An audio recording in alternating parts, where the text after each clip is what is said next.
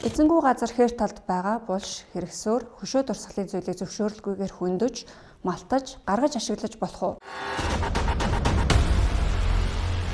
Мэдээж болохгүй. Яагаад гэвэл түүх соёлын дурсгалт зүйл үнэт, хосгүй үнэт зүйлд хамаардаг. Та бидний хайрлаж, хамгаалж, бахархаж, үр хойчтой өвлүүлэн үлдээх соёлын өв юм.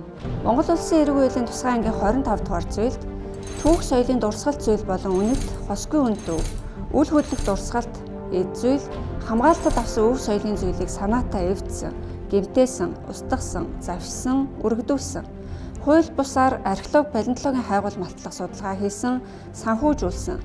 Соёлын бие төвийн худалдааг хууль бусаар явуулсан, зуучилсан. Түүх соёлын дурсгалт зүйлийг хуулиар тогтоосон журмын дагуу тогтоосон хугацаанд улсын хилээр оруулж ирээгүй, завшсан гэх мэт үйлдэлүүд хийвэл гэмт хэрэгт тооцож шийтгэл оногдуулахаар заасан. Соёлын үеийн эсрэг гэмт хэрэгт холбогдсон тохиолдолд 40 сая хүртэл төгрөгөөр торгох, 1-ээс 5 жилийн хугацаагаар зорчих эрх хязгаарлах, 6 сараас 8 жилийн хугацаагаар хорих ял шийтгэхээр хууль заасан. Хэрв энэ төрлийн гэмт хэргийг хуулийн этгээдийн нэрийн өмнөөс үйлдсэн тохиолдолд 10 саяас 80 сая төгрөгийн хэмжээгээр торгох ял шийтгэлтэй. Сүүлийн жилүүдэд хууль бусаар археолог, палеонтологийн хайгуул малтлах хийх, хууль бус худалдааг зохион байгуулах, зуучлах гэмт хэргийн шүүхээр шийдвэрлэсэн байдал өсөж байна.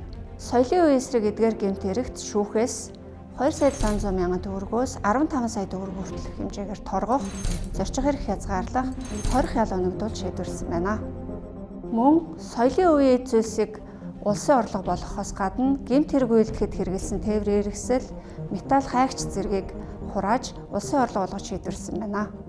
Булш хэрэгсөөр хөшөө дурсгалыг эвдэх, гэмтэх, сүйтгэх, зөвшөөрлгүйгээр малтлах хийх, их сурвалжин тодорхойгүй түүхэн дурсгалт эд зүйлсийг худалдан борлуулах, завших, зуучилсан тохиолдолд соёлын үеийн эсрэг гэмт хэрэг тооцогддог болохыг анхааруулж байна.